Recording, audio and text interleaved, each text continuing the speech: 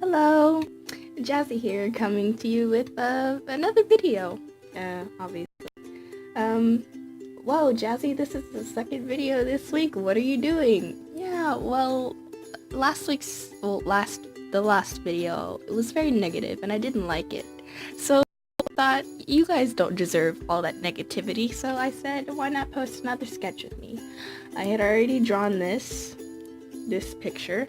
And I was thinking, this would be a nice video, so that's where this came from.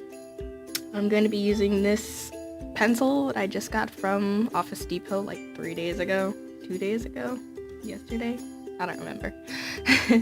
This Pentel Polymer eraser and this Pentel Click eraser, these are like my favorite erasers because they work better than anything that I've ever used before.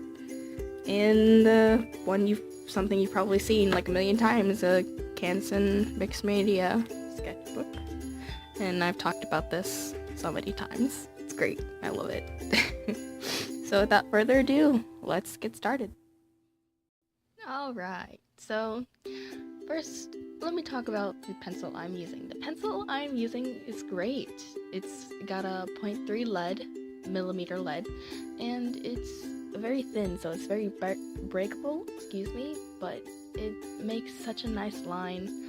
Usually I use 0.5 or 0.7. I typically don't like to use the 0.7 because they're too thick for me, but that's the standard 0.5, and you don't get much thinner than 0.3. I think the thinnest I've seen is 0.2, and when I was at Office Depot, I meant to get a 0.2 millimeter lead pencil, but they didn't have 0.2 millimeter lead, which I thought was kind of strange, but so that's why I didn't buy the pencil, but I bought this one, and it was a good buy. Quite frankly, I like it.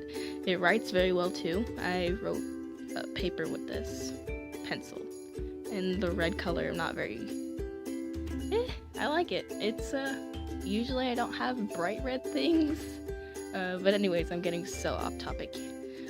The girl I'm drawing in this illustration, this was meant to be essentially expression practice for me.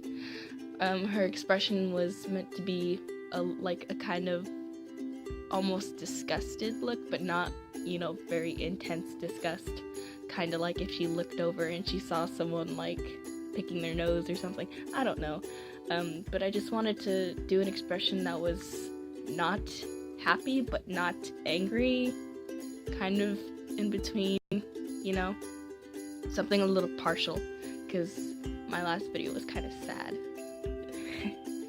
I liked it in the end. I said I didn't like it, but I looked at it a little more and I liked it a little more, but I just wanted to change it up a little. Now that I'm looking at this girl, I could have placed the nose a little better, and I could have placed the lips a little better, but you live and you learn, you make mistakes and you learn from those mistakes, which is something I'm doing so much and I'm going to be doing for the rest of my life. But I'm glad I'm catching these mistakes at a relatively early age, I guess. To shade, I would just take my finger and rub, which you've probably seen a lot, you've probably done before. It's not a very good thing to do because the oil in your fingers gets on the paper and it gets really, it's not a very good thing to do. But I didn't have a blender with me, so I just used my finger and it worked. It's just a sketch, it's not gonna be a serious illustration, so I just ignored the fact and went with it, and it worked. It does what it's supposed to do. But if you're working on a very thin paper, you're not supposed to blend with your finger because the oil from your skin and the sweat from rubbing and the friction, it's not good for the paper. So just, if you didn't know that, now you do. That was a snap. Not very good at snapping. Oh my gosh. Anyways, yeah, see, you see me rubbing in with my fingers. I tried to give her something I've never done before, which is cheekbones, and I kind of like how they look. I don't usually draw my characters at all with cheekbones, and that was something new that I tried, and I quite liked it. So you may be seeing more of that in the future.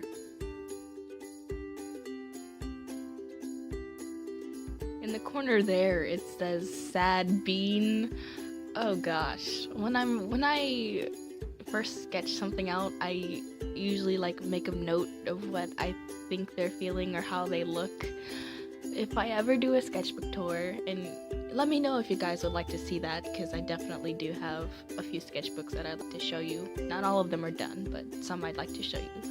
I write in the corner, and sometimes I even like do a little poem here and there, you know, off the top of my head. And oh my gosh, I've looked through my old sketchbooks and I've thought, what was I thinking when I wrote this? Like, where was my head when I wrote this down on the paper? And I just look back and I think it's so funny, because usually what I write is either random as heck or really weird. Do you do that? Let me know. Oh my gosh. I would love to know if I'm not the only one, because I've seen my friends' sketchbooks and the only thing that's there is beautiful illustrations and, you know, really nice studies, and, you know, here I am writing small bean, sad bean in the corner of my illustrations.